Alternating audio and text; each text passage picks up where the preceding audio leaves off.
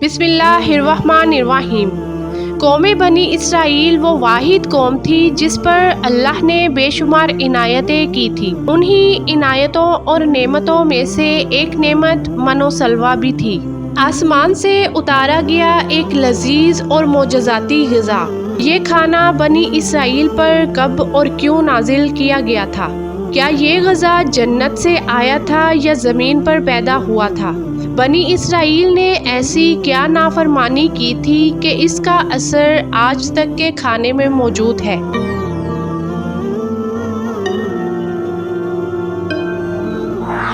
پیارے دوستو، جب حضرت موسیٰ علیہ السلام قوم بنی اسرائیل کو لے کر اللہ کے حکم سے ارض مقدس یعنی شام کی طرف روانہ ہوئے تو اس وقت ارض مقدس پر قوم عمالقہ کا قبضہ تھا، جو بدترین اور کفار تھے اور بہت طاقتور جنگجو اور نہایت ہی ظالم لوگ تھے۔ حضرت موسیٰ علیہ السلام نے ارادہ کیا کہ قوم عمالقہ سے جنگ کی جائے۔ چنانچہ حضرت موسیٰ علیہ السلام بنی اسرائیل کو ہمراہ لے کر قوم عمالقہ سے جنگ کے لیے روانہ ہوئے، جن کی تعداد 6 لاکھ تھی۔ لیکن جب یہ لوگ ارض مقدس کے قریب پہنچے تو ان کے دل میں خوف طاری ہو گیا اور بزدلی پیدا ہو گئی۔ انہوں نے حضرت موسیٰ علیہ السلام سے کہا، اس شہر میں جبارین ہیں جو کہ بہت زور آور اور زبردست ہیں، لہٰذا جب تک یہ لوگ اس شہر میں رہیں گے ہم ہرگز وہاں داخل نہ ہوں گے۔ یہاں تک کہ بنی اسرائیل نے حضرت موسیٰ علیہ السلام سے یہ کہہ دیا کہ اے موسیٰ، آپ اور آپ کا خدا جا کر اس زبردست قوم سے جنگ کرے، ہم تو یہیں بیٹھے رہیں گے۔ ان کے اس رویے سے حضرت موسیٰ علیہ السلام کو بہت صدمہ ہوا، لہٰذا اللہ نے انہیں یہ سزا دی کہ وہ بھٹکتے رہے مگر اس میدان سے باہر نہ نکل سکے کہ جس وادی میں انہوں نے پڑاؤ ڈالا تھا۔ وہاں 40 سالوں تک وہ بھٹکتے رہے مگر اس میدان سے باہر نہ نکل سکے۔ اس میدان کا نام میدان تیہ تھا، جو 27 میل کے رقبے پر مشتمل تھا۔ پیارے دوستو، ایک روایت کے مطابق بنی اسرائیل کے لوگ جب سامان اٹھا کر سارا دن چلنے کے بعد رات کو ایک جگہ پر پہنچتے اور جب صبح ہوتی تو وہ وہیں پر موجود ہوتے جہاں سے وہ چلے تھے، لہٰذا اب بنی اسرائیل میدان میں پھنس چکے تھے اور ایک ہفتے میں سب کا سامان ختم ہو گیا تھا۔ تو ساری کی ساری قوم توبہ و استغفار کرنے لگی اور معافیاں مانگنے لگی۔ میدان تیہ میں ہونے والے اس سخت امتحان اور مشکلات کو دیکھ کر حضرت موسیٰ علیہ السلام کو اپنی قوم پر رحم آیا۔ آپ علیہ السلام نے اللہ کی بارگاہ میں ان کے لیے دعا کی، لہٰذا اللہ نے بنی اسرائیل کے لیے اس میدان میں بے شمار عطائیں اور نعمتیں نازل فرمائیں۔ پیارے دوستو، جب بنی اسرائیل کو پیاس کی شدت محسوس ہوئی تو حضرت موسیٰ علیہ السلام نے اللہ کے حکم سے اپنا عصا ایک چٹان پر مارا تو اس چٹان سے بنی اسرائیل کے 12 قبیلوں کے لیے 12 چشمے جاری ہو گئے۔ اس کے علاوہ بھی اللہ نے ان پر بے شمار عنایتیں کی تھیں۔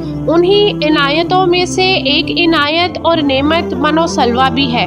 دراصل اللہ نے ان لوگوں کے کھانے کے لیے آسمان سے 2 قسم کے غذا اتارے تھے، ایک کا نام من اور دوسرے کا نام سلویٰ تھا۔ پیارے دوستو، من شہد جیسی میٹھی غذا تھی۔ انجیل کی کتاب خروج میں لکھا، جب وہ شبنم سوکھ گئی تو انہوں نے دیکھا کہ میدان میں چھوٹی چھوٹی گول چیز پڑی ہے جیسا کہ پالے کے دانے ہوتے ہیں۔ بنی اسرائیل اسے دیکھ کر کہنے لگے، من یعنی یہ کیا ہے؟ موسیٰ علیہ السلام نے ان سے کہا کہ یہ وہی غذا ہے جو خداوند نے تمہارے کھانے کو دی ہے، اور اس نے تجھ کو پہلے آزمائش میں ڈالا اور تجھے بھوکا رکھا، پھر وہ من جسے تو اور تیرے باپ دادا نہ جانتے تھے تجھے کھلایا، تاکہ تجھ کو سکھلائے کہ انسان صرف روٹی پر ہی زندہ نہیں رہتا۔ پیارے دوستو، من دراصل ایک شبنمی گوند تھا جس کا ذائقہ شہد جیسا تھا۔ یہ گوند وہاں کے پیڑ پودوں کے پتوں پر جمع ہو جاتا تھا اور بنی اسرائیل روزانہ صبح سویرے اسے جمع کر کے کھا لیتے تھے، جو کہ ہر شخص کے لیے تقریباً 4 کلو اترتی تھی، जो शख्स उस वक्त सोया रहता था वो उस दिन के खुराक से महरूम रहता था। जबकि सलवा एक किस्म का परिंदा था जिसे बटेर कहते हैं। जब शाम के वक्त जनूब की तरफ से हवाएं चलती तो उन परिंदों के हुजूम बनी इसराइल के खेमों के करीब आकर बैठ जाते, लिहाजा वो लोग उन्हें बआसानी पकड़ लेते और भून कर खाया करते। प्यारे दोस्तों, मनोसलवा ऐसा खाना था जो इंतहाई आसानी से हजम हो जाता था, रंग खुशबूदार और जायके में बेमिसाल था। इस तरह कौमे बनी इसराइल वादिये तिया में मनोसलवा और उन चश्मों के सहारे एक बेहतरीन जिंदगी गुजार रहे थे। हजरत मूसा अलैहिस्सलाम का ये हुक्म था कि रोज़ाना तुम लोग मनोसलवा को खा लिया करो और कल के लिए हरगिज इसका ज़ख़ीरा ना करना। मगर बाज़ लोगों को ये डर लगने लगा कि अगर किसी दिन मनोसलवा ना उतरा तो हम लोग इसी मैदान में भूखे मर जाएंगे। चुनांचे उन लोगों ने मनोसलवा में से कुछ छुपाकर कल के लिए रख लिया। लिहाजा नबी की नाफरमानी करने पर ऐसी नहुसत फैल गई कि जो कुछ उन लोगों ने कल के लिए जमा किया था वो सब कुछ गल सड़ गया और आइंदा के लिए उसका उतरना भी बंद हो गया।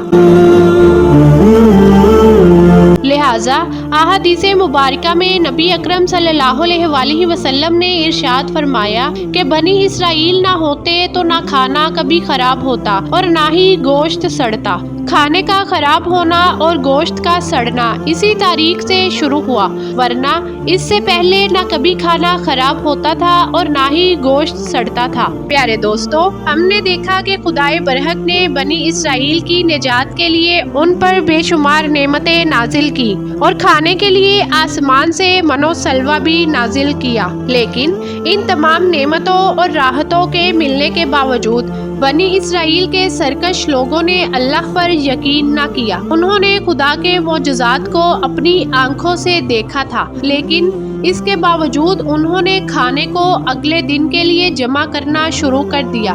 बिल्कुल इसी तरह जब हम किसी मुसीबत और परेशानी में फंसे होते हैं, बिल्कुल इसी तरह हम ये भूल जाते हैं कि अल्लाह ने इससे पहले हमारे लिए क्या किया और हमें कितनी नेमतें अता की थी। हम सिर्फ ये देखते हैं कि इस वक्त हम कितनी बड़ी मुसीबत में फंसे हैं। मुश्किलात चाहे कितनी ही बड़ी क्यों ना हो, ये याद रखना चाहिए कि इन मुश्किलात से बड़ा हमारा परवरदिगार है जिसके लिए कुछ भी नामुमकिन नहीं। इसी तरह रिज्क की खातिर हमें आने वाले दिनों की फिक्र करने की जरूरत नहीं, क्योंकि खुदावंद पर भरोसा रखने वालों को वो गैब से रिज्क अता करता है। मिलते हैं बहुत जल्द एक नई मालूमाती वीडियो के साथ, तब तक अपना ख्याल रखिएगा। शुक्रिया। अल्लाह निगहबान।